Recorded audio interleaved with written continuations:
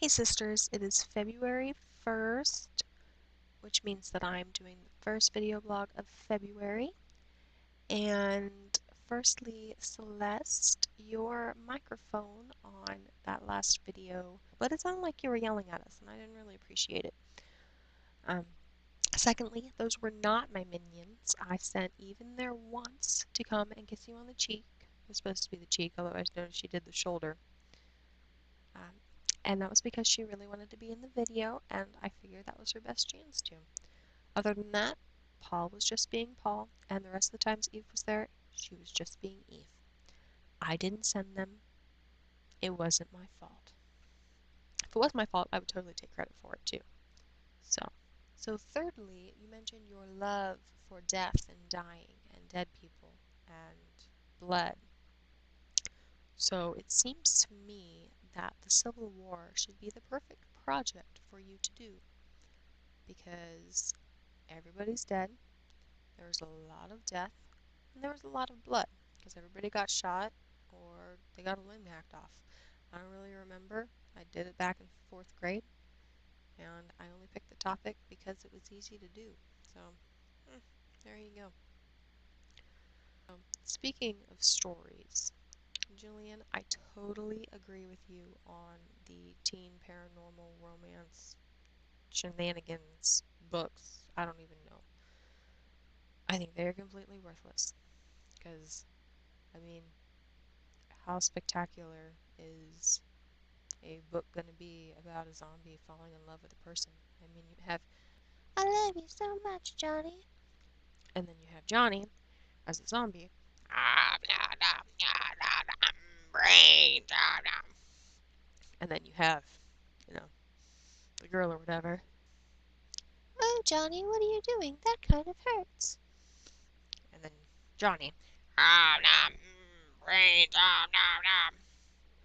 And then the girl again. Oh, that's so cute. He's eating my brains. I mean, it doesn't really make for a very entertaining story. I mean, I could see a movie maybe, just because zombie movies are entertaining because brains get eaten. And then vampires. Vampires don't sparkle. Okay, I mean, how many times do you go out in public and you're wearing that sparkly makeup or whatever, and people come up to you and be like, oh my gosh, you must be a vampire. They don't, because vampires don't sparkle. Now, if you had long teeth, like these that you used to have, Jill, and you were drinking a cup of blood or something, or, sucking blood out of someone's throat, then people are going to be like, ah, a vampire. But, other than that, they're not really going to be, paying any attention to you, even if you're sparkling. It doesn't happen. So, and I think a huge part of it these days is that nobody knows how to use the English language properly anymore. And so people are more comfortable reading these trashy novels. They read these because it's not a threatening language to them. Reading Shakespeare or reading Catcher in the Rye, it's threatening to them because they don't understand the language because they don't know how to use it properly. I think it's really evident on Facebook and YouTube comments and Twitter, although Twitter's a little different because you only have 150 characters to work with anyway, but these people are so used to spelling your UR and, you know, let's go tonight.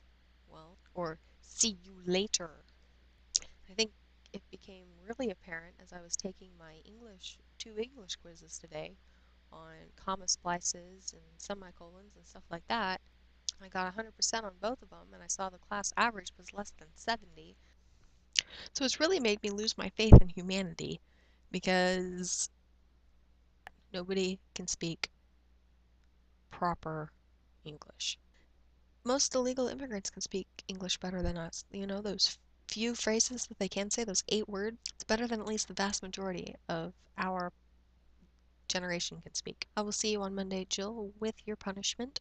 I know you're at home, and so Celeste can help you videotape it. But yeah, don't forget, see you Monday. Have a good night, sisters.